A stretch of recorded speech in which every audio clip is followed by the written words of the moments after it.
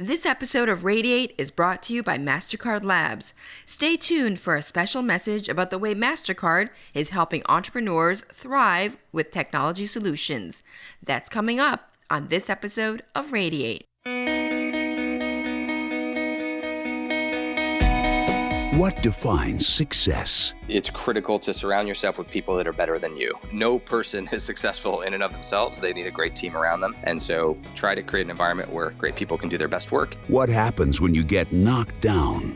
The role of an executive is to recruit, retain, and motivate great people, and then to create an environment where they can do their best work. And those two things are even more important in a crisis. What makes some people radiate? How do I become a better CEO? I realize that it's a constant process. Like I'm always getting better in my job, and that only comes through experience. This is Radiate. Hi, everyone, and welcome to Radiate, the show where we interview some of the world's most successful people to find out how they work their way to the top. This week, it's an entrepreneur who spent the majority of his career creating two big companies.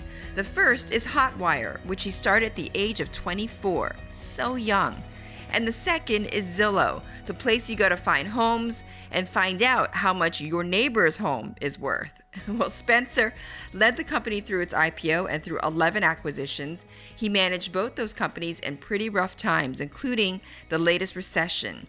He was named one of the 20 most powerful CEOs under the age of 40 by Forbes, and he's also the host of his own podcast, Office Hours, where he talks shop with other CEOs like Dick Costolo, formerly of Twitter. Spencer packs quite a punch in this interview, and you are going to get a ton of insight from him. Enjoy.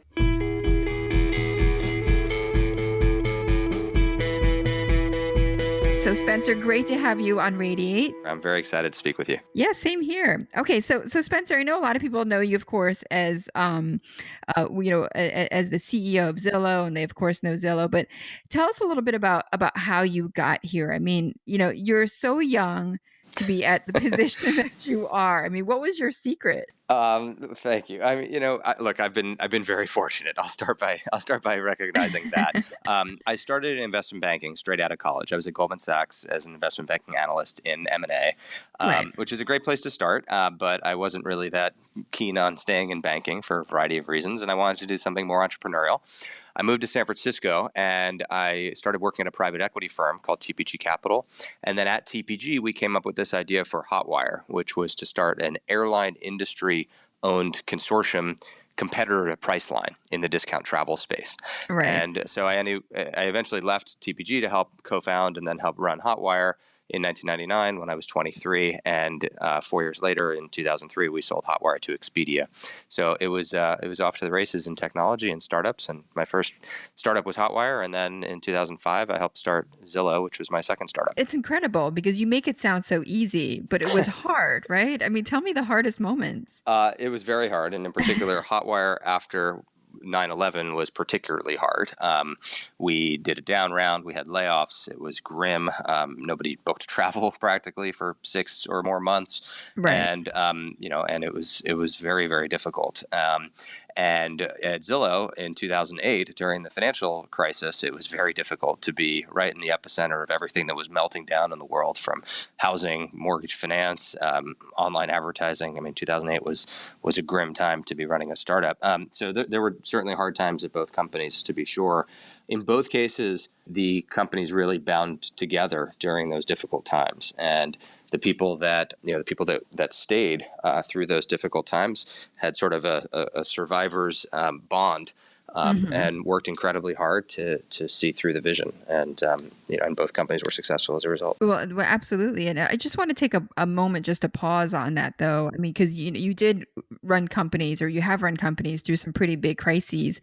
So, how do you keep your employees, how do you buck them up and make sure that they know that the company's, on track? Sure. And then two, how do you deal with any fears that you might have? So it's very difficult as a CEO to navigate that fine line, especially CEOs like myself who try to be very transparent with their team. Right. And so, I try to walk that fine line between being honest about the situation, but also being optimistic, but not unrealistic. So I do have to give a fair amount of thought to which audience am I speaking with right now? So an executive might choose to be even more vulnerable and transparent with his or her executive team, for example, than with the whole company. But people see through things pretty quick, especially now. What's important to understand is that as compared with the 1980s, where information was a hot and hard to get commodity around a company, now information is everywhere. So a CEO can't stand in front of their company and shovel nonsense at them, because the employees are looking at Salesforce.com. They're looking at data in QuickBooks, Great Plains, wherever the case may be, in Domo and Right. Omniture, et cetera. And so people have access to all this information about how the company's actually doing. In the 80s and 90s, it wasn't that way.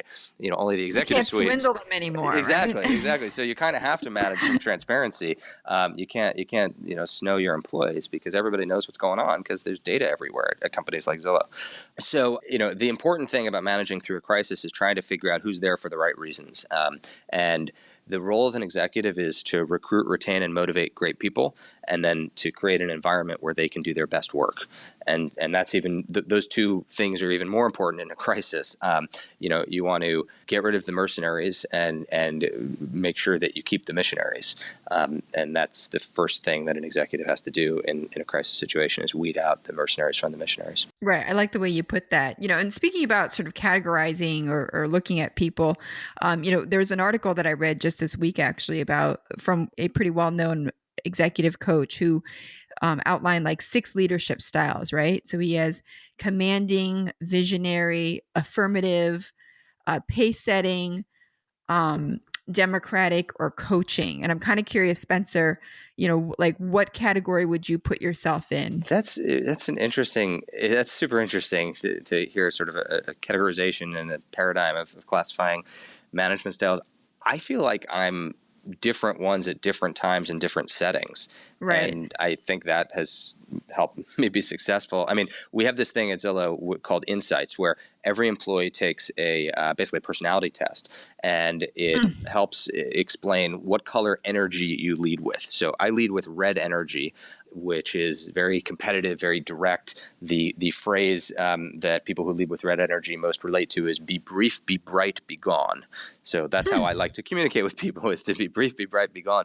And it's very different from people that lead with yellow energy, who have a very sunny, happy disposition, or people who lead with cool blue energy, who are very analytical and quantitative, and green energy is different as well. Anyway, the reason that we do this at Zillow, the reason that we actually tell everybody to take this test and then classify themselves based on it and make it available for everyone to see. So you can look on our corporate intranet and you can see, any employee's insights color block, it's called, and then we give them these little physical blocks to put at their desk, is because we want people to adjust their communication style based on who they're communicating with.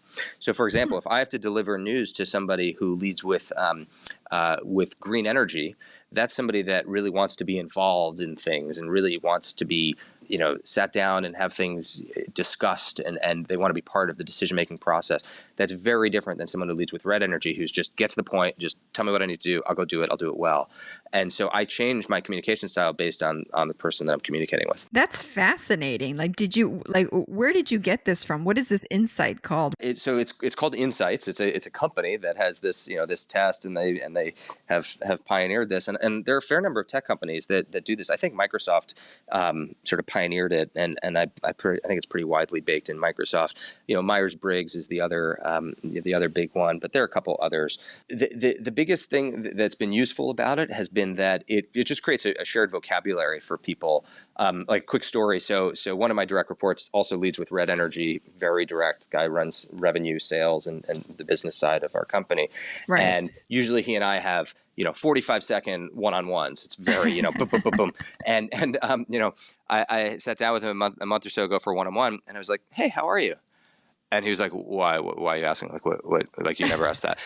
He's like, he just immediately detected like small talk, He's like, what is going on? Yeah, like there's not usually small talk in this relationship, right? And so, we just both kind of had a laugh about it, and it was clear that it was a red talking to a red, and it was uncomfortable. And anyway, so it's kind of created a shared language for these types of communications. And do you find that like there are certain personalities though that do rise up to the top as leaders? Or That's a great question. One of the when we were trying to decide whether to roll this out broadly, one of the concerns that we had was, well, what if we conclude that you can only get ahead if you lead with a certain type of energy? Is that Exactly. appropriate? Because we actually want diversity of personality of these Right. different energy levels, and so we have data all over the place on this issue. And the answer is, fortunately, that there are plenty of people at all levels that lead with all different color energies, and so it hasn't that hasn't been an issue, but it was something that I worried about.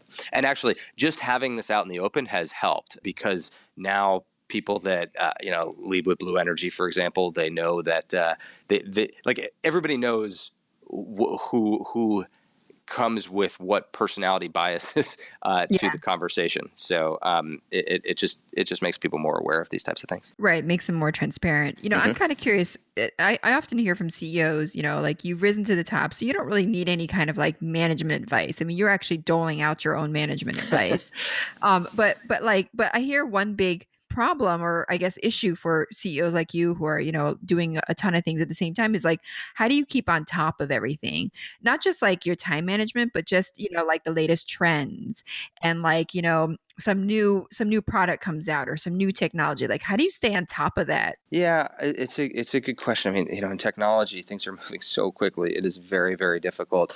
Right. I have a lot of information sources. I mean, certainly rely on Twitter for a lot, and I read a lot of blogs and a lot of different newspapers every day. What I do, like, tactically, is I actually, believe it or not, I print a lot of things to read.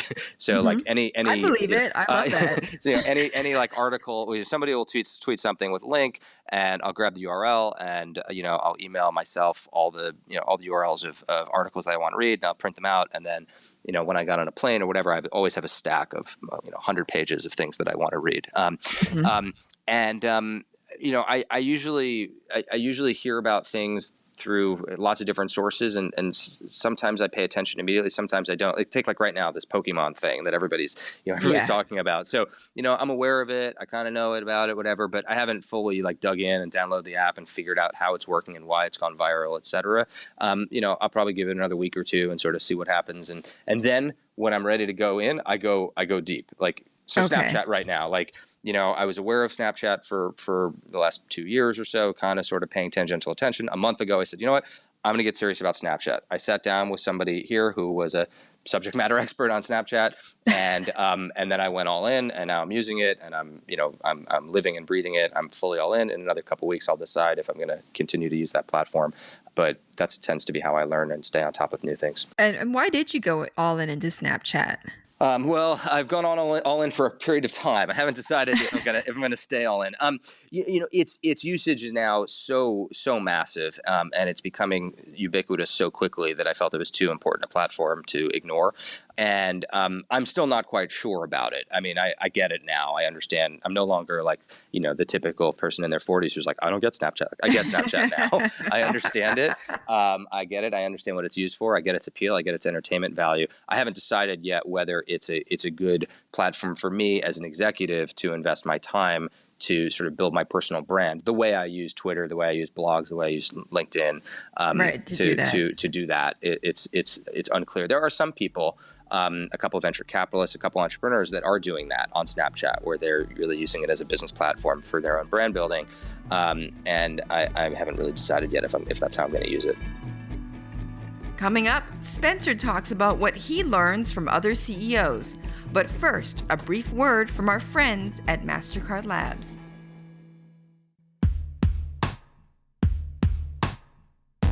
This episode of Radiate is sponsored by MasterCard Labs. For most of us, when we think of MasterCard, we think credit card. But MasterCard is reinventing itself as a tech company.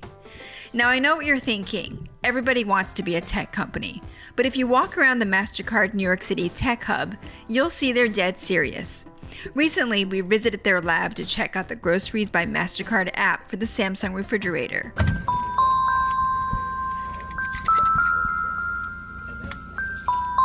That's the sound of the fridge, which has a big TV screen on it that basically makes you feel like you're at the fast food drive-thru while foraging for that last piece of pie.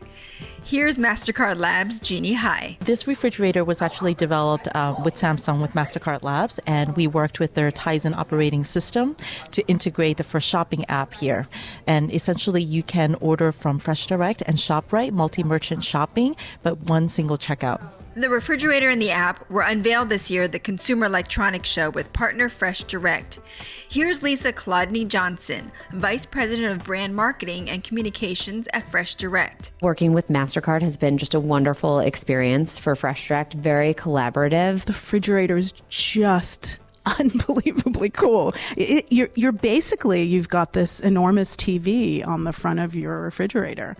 And I don't think unless you are in front of it, that you really understand how that experience really comes to bear. And that's Betty DeVita, Chief Commercial Officer at MasterCard Labs. She's also helped start the Women's Leadership Network at MasterCard. We believe very strongly in partnerships, and we understand that really finding the right partners not only help us collaborate, but bring together assets that in today's world are impossible to curate on your own. So, if you're a tech company looking for a partner, think about MasterCard Labs.